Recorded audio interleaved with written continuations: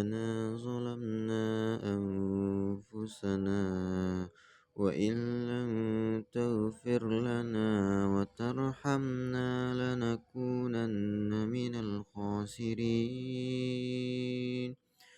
قال اهبطوا بعضكم لبعض عدو ولكم في الأرض مستقر ومتاع إلى حين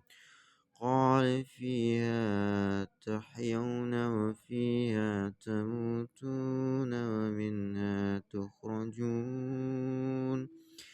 يا بني آدم قد أنزلنا عليكم لباسا يواري سوآتكم وريشا ولباس التقوى ذلك خير ذلك من آيات الله لعلهم يذكرون يا بني آدم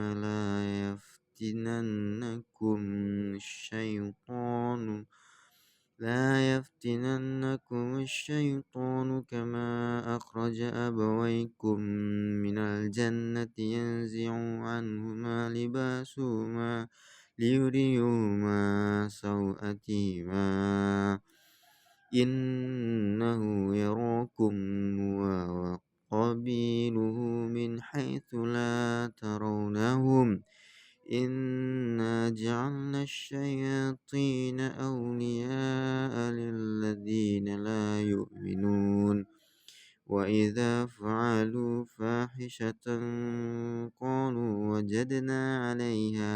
آباءنا والله أمرنا بها قل إن الله لا يأمر بالفحشاء أتقولون على الله ما لا تعلمون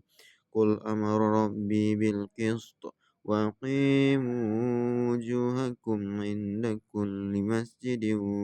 وادعوا مخلصين له الدين كما بدأكم تعودون فريقا هدى وفريقا حق عليهم الضلالة إنهم اتخذوا الشياطين أولياء من دون الله ويحسبون أنهم مهتدون